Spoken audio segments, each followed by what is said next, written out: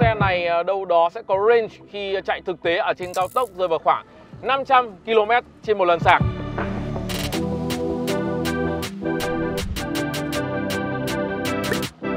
Và cho tới khoảng 5-7 giây có thể gọi là hồi hộp nín thở ở chế độ Sport, là lý do mà tôi nói rằng con số 1,4 tỷ đồng để lăn bánh chiếc VF9 phiên bản Plus này quả thật là một món hời nếu nói riêng về hệ động lực.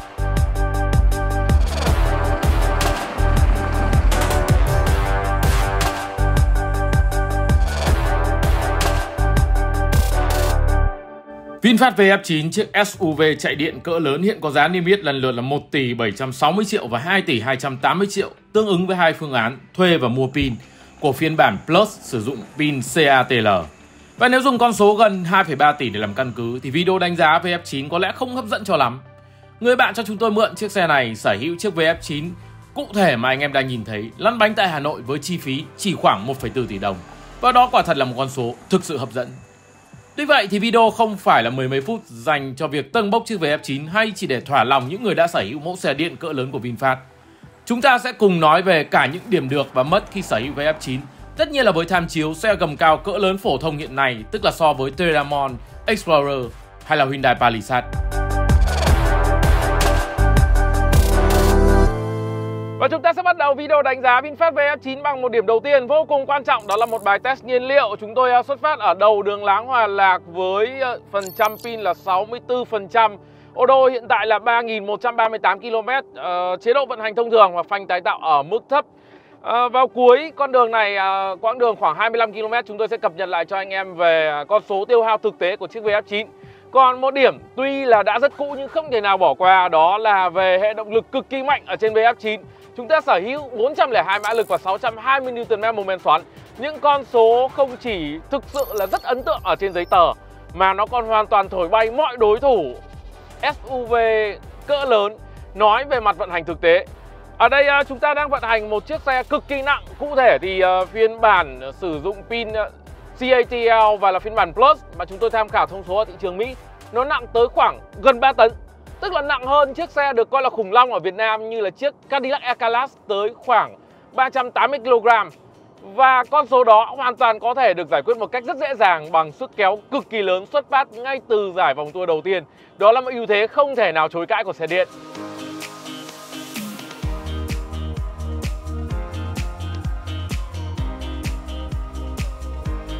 Cầm lái chiếc VinFast VF9 thì các bạn sẽ không cần phải sử dụng tới chế độ gì quá đặc biệt. Ở đây thì ngay tại chế độ normal thôi chúng ta cũng sẽ có một cái năng lực vận hành hết sức ấn tượng rồi. Ngay từ nước ga đầu tiên các bạn đã cảm nhận được mức độ thoát rất là tốt của nó. Và ở đây tôi cũng sẽ đề cập tới câu chuyện là nói về mặt vận hành thực tế thì hiếm khi các bạn sử dụng tới toàn bộ 402 mã lực đó.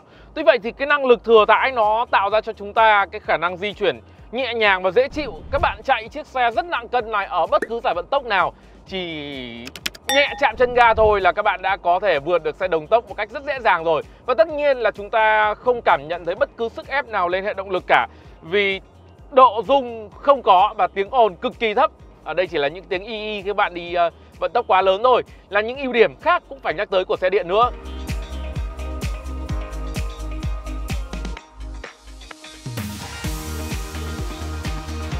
Ngoài khả năng lao đi vun vút ngay cả khi các bạn đã đạt tới giải vận tốc gần tối đa cho phép ở Việt Nam, thì chiếc VF9 ở đây với một hệ động lực có thể nói là vô cùng thừa thãi, cũng cho phép nhà sản xuất Việt Nam này tạo ra những cái cá tính rất khác nhau ở phần Drive Mode.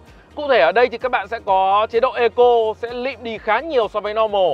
Normal thì đặc trưng của nó là sức kéo rất lớn và sự mượt mà. Và cuối cùng là Sport, chúng ta sẽ có một cái cảm giác hồi hộp và sự giật cục có thể nói là rất khác biệt. Một thứ cảm xúc rất xa xỉ mà để nói tới thế giới của xe động cơ đốt trong thì có lẽ các bạn sẽ phải tìm tới với những chiếc xe hiệu năng cao và có số lớn. Và với sự thỏa mãn được phủ kín tất cả các tình huống từ việc chạy xe nhẹ nhàng thanh cảnh cho tới vượt xe đồng tốc ở trên cao tốc và cho tới khoảng 5-7 giây có thể gọi là hồi hộp nín thở ở chế độ Sport, là lý do mà tôi nói rằng con số 1,4 tỷ đồng để lăn bánh chiếc VF9 phiên bản Plus này quả thật là một món hời nếu nói riêng về hệ động lực.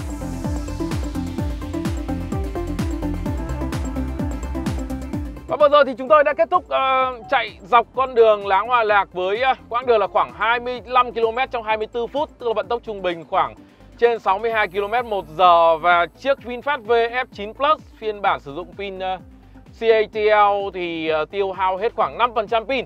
Các bạn có thể chia ngược ra thì mẫu xe này đâu đó sẽ có range khi chạy thực tế ở trên cao tốc rơi vào khoảng 500 km trên một lần sạc. Ngoài ra thì trước đó chúng tôi cũng có một quá trình thử nghiệm với chu trình đô thị. Cụ thể quãng đường ở đây là từ Vinhome Smart City đi qua đường vành đai 3 về với khu vực Pháp Vân. Quãng đường khoảng 14 km và vận tốc trung bình khoảng 28 km/h. Mức tiêu hao nhiên liệu ở trên chiếc VF9 phiên bản Plus là khoảng 3% pin. Và các bạn nhân ngược ra cũng sẽ có con số là khoảng 470 km cho một lần sạc. Tất nhiên là cuối cùng thì chúng ta cũng sẽ vẫn phải kiểm nghiệm mức tiêu hao điện năng của chiếc xe này ở một môi trường hết sức đặc thù, nơi mà chế độ phanh tái sinh cao có thể phát huy năng lượng, đó là những cung đường đèo dốc.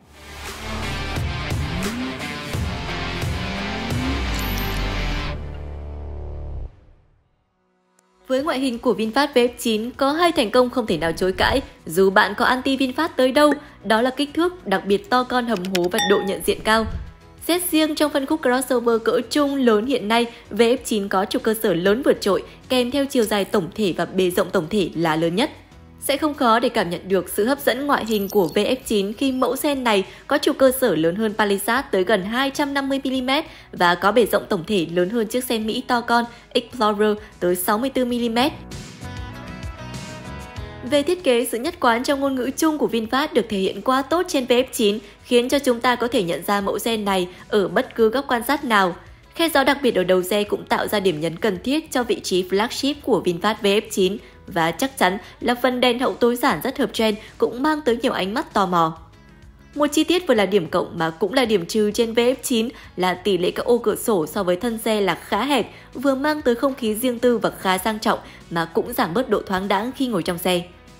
Tỷ lệ cũng là một điểm có thể gây tranh cãi trên VinFast VF9 khi mẫu xe này được gọi là SUV nhưng có phong cách tổng quát khiến nhiều người so sánh nó với Kia Carnival. Thực tế thì khoảng cách từ trần tới sàn so với chiều dài tổng thể hoặc chiều rộng tổng thể của xe là không lớn, nhưng khoảng sáng gầm quá nhỏ, chỉ là 175mm, khiến VF9 mất bước tác phong địa hình.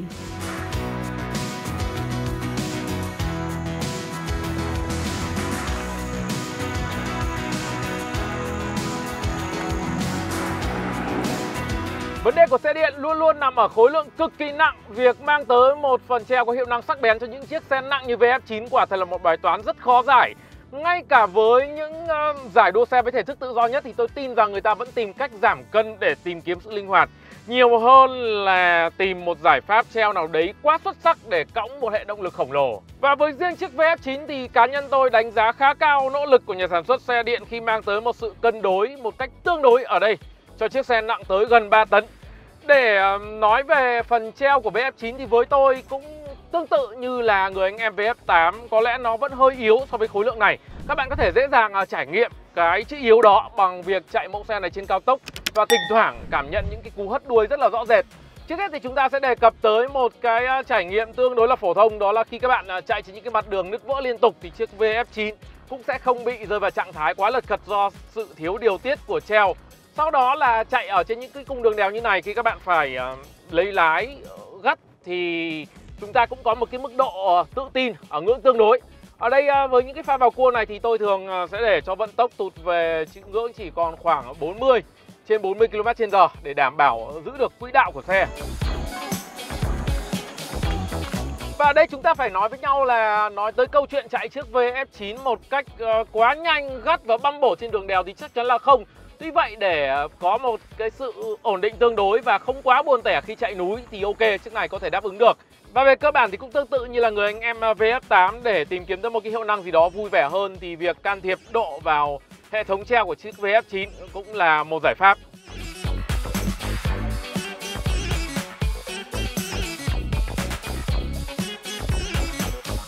Tiếp đó chúng ta sẽ nói về khu vực cảm giác lái, nơi mà cũng rất thú vị là chiếc xe có kích thước khủng long này lại có cảm giác tốt hơn so với người anh em VF8. Tôi cũng không rõ đây là sự cập nhật ở phần cứng hay phần mềm, nhưng với chiếc VF9 thì cảm xúc gần vô lăng của nó là liền lạc và thú vị hơn. Ở đây tôi muốn đề cập tới hai yếu tố. Thứ nhất là mức độ biến thiên. Bắt đầu ngay từ vị trí trung tâm của vô lăng và nó khá rõ rệt, mang tới một cái cảm nhận liên tục. Thứ hai là ở trên chiếc VF9 các bạn có một quy tắc đồng bộ giữa góc quay của vô lăng và góc đặt của bánh xe một cách rõ rệt hơn so với người anh em VF8. Ngoài ra thì mẫu xe này cũng có một vài điểm cải thiện khác đáng được nhắc tới, ví dụ như là tiếng y của động cơ điện khi mà chạy ở vận tốc rất cao nó cũng bớt gai góc hơn so với VF8, và cả phần tiếng gió quẩn nữa. Ở đây tôi vẫn muốn đề cập tới một chút khó chịu khi các bạn chạy ở vận tốc cao và cảm nhận được cái tiếng gió quẩn ở phần trụ C. Tuy vậy thì nếu so sánh với mặt bằng xe SUV cỡ lớn nói chung thì VF9 cũng có ưu điểm của xe điện. Đó là chúng ta có toàn bộ khối pin được đặt dưới gầm, nó giống như một cái tấm cản âm rất lớn vậy. Và nói về phần độ ồn của lốp vọng lên thì chiếc VF9 thể hiện rất tốt so với mặt bằng phân khúc SUV cỡ lớn hiện nay.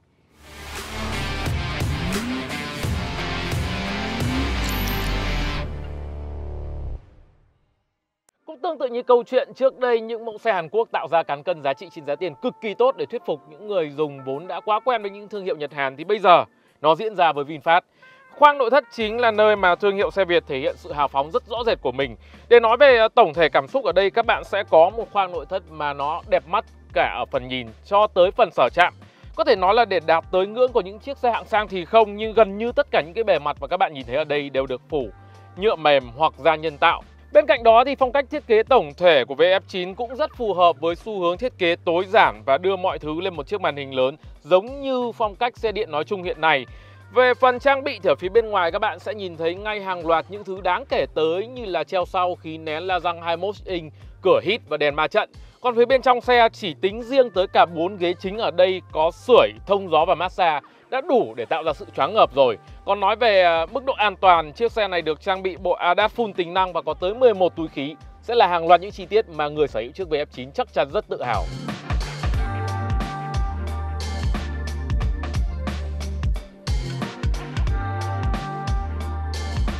Về mặt không gian thì không khí tổng thể của VinFast VF9 là một sự rộng rãi không cần phải chối cãi. Khi ngồi ở hàng 1 các bạn sẽ cảm nhận được sự thoáng đãng và thoải mái của một chiếc cỡ lớn với độ rộng lòng rất lớn và kính chắn gió thoải về phía đằng trước. Còn ở hàng ghế thứ hai, ngay cả khi tôi đã di chuyển ghế tụt về đằng trước hết cỡ thì các bạn vẫn có thể thấy khoảng không trên đầu tốt, độ ngửa lưng ghế tốt và khoảng để chân cũng cực kỳ tốt. Tuy vậy thì điểm đáng tiếc phải in đậm của chiếc VF9 nằm ở hàng ghế thứ ba. Khi các bạn có một phần ghế có thể để chân một cách dễ dàng, tuy vậy thì khoảng cách từ mặt ghế cho tới phần sàn vốn đã bị chiếm một khoảng rất lớn bởi quả pin, sẽ chỉ khoảng đâu đấy chắc trên 10 cm một chút xíu, và nó biến cho tính khả thi của hàng ghế này trở thành hư không. Cuối cùng thì hai điểm trừ đáng nhắc tới của chiếc VF9 nằm ở phần cột A cực kỳ dày và bán kính quay đầu theo thông số tham khảo tại thị trường Mỹ lên tới 7,33 m, khiến cho việc vần chú khủng long này trong phố quả thật là thách thức với rất nhiều người. Cuối cùng thì ở video này chúng tôi vẫn muốn đề cập tới một ưu điểm đặc biệt của xe điện khi di chuyển ở khu vực đồi núi và sử dụng mức phanh tái tạo cao. Nếu như với xe xăng quá trình đổ đèo bắt buộc bạn vẫn phải nổ máy, thậm chí dùng vòng tua lớn để hãm xe, thì với xe điện quá trình đổ đèo gần như không tiêu tốn pin nhờ phanh tái tạo năng lượng. Thậm chí ở một số tình huống đặc biệt, tính tổng hành trình lên và xuống một ngọn núi, bạn có thể nhìn thấy mức năng lượng dương. VinFast VF9 chắc chắn không phải là một mẫu xe hoàn hảo và bạn cũng chắc chắn phải chấp nhận những đánh đổi nhất định khi tiếp cận chiếc xe điện cỡ lớn của VinFast. Tuy vậy, nếu xét tới con số cụ thể là 1,4 tỷ đồng mà người bạn của chúng tôi bỏ ra ở đây, giá trị mà VF9 mang lại quả thật đáng cân nhắc. Cảm ơn anh em như thường lệ đã luôn dành sự ủng hộ cho chúng tôi và mong là còn được gặp lại các bạn ở nhiều video thú vị và giá trị khác của GiaUp.